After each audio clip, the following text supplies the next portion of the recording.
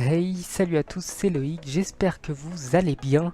Comme vous le voyez dans le titre, eh bien, aujourd'hui a été trouvé un accord concernant la Ligue des Champions, c'est-à-dire qu'il y avait pas mal de projets, mais ça a été confirmé aujourd'hui, sur des réformes de la Ligue des Champions.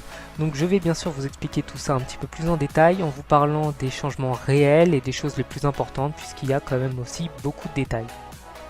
Eh bien, la première chose qui est pour moi la chose la plus importante, c'est que le vainqueur de la Coupe Europa, de la toute petite Coupe d'Europe, sera qualifié directement pour la Ligue des Champions. Il n'aura plus à se prendre la tête à passer par un tour préliminaire comme c'était le cas auparavant.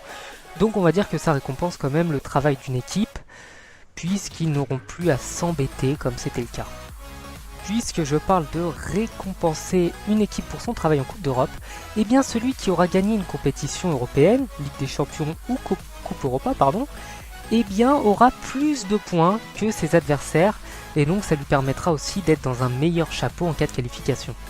Autre chose, cette fois-ci qui plaira au club, eh bien c'est que la redistribution financière envers les clubs aura augmenté de manière significative, comme le précise l'UEFA, et donc ça permettra aussi aux clubs qui sont qualifiés en Coupe d'Europe de gagner plus de sous.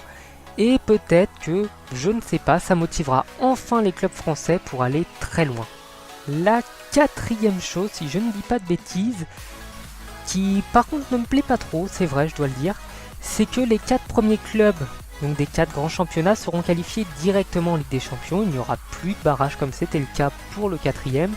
Ce qui fait que j'ai peur qu'en gros, les 4 premiers aient plus de chances de finir encore parmi les plus gros coefficients européens, tandis que à partir du 5e jusqu'à la fin, eh bien ce sera beaucoup plus compliqué d'avoir 4 équipes en Ligue des Champions. En dehors de tout ça, eh bien le format de la Ligue des Champions ne changera pas vraiment, il y aura toujours 32 équipes et 48 pour la Coupe Europa. Ce n'est pas comme la Coupe du Monde à 48 au lieu de 32 qui va créer beaucoup de désordre. Enfin bref, ils n'ont pas non plus balayé tout ce qui se passait avant. Ils ont essayé d'améliorer des choses, il y a des choses qui ne me plaisent pas trop, ils vont surtout protéger les gros championnats comme d'habitude. Ah, et d'ailleurs, ça me fait penser qu'il y aura un 12e joueur autorisé pour toutes les équipes espagnoles, qui sera bien évidemment l'arbitre. Donc les Barcelonais disposeront d'un penalty par match, ou d'un coup franc litigieux, ou d'un but refusé à l'équipe adverse pour un hors-jeu. Enfin voilà, je vous remercie d'avoir regardé ma vidéo, surtout partagez-la s'il y a des choses que vous ne saviez pas, pour que tout le monde puisse en débattre, et ça fait vraiment très plaisir de voir autant de monde commenter. Je vois des petits nouveaux un petit peu tous les jours, enfin voilà. J'espère que ma vidéo vous aura plu, que ma chaîne vous aura plu aussi si vous venez de la découvrir.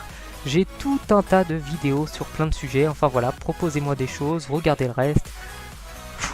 C'est long, mais je vous remercie. À bientôt.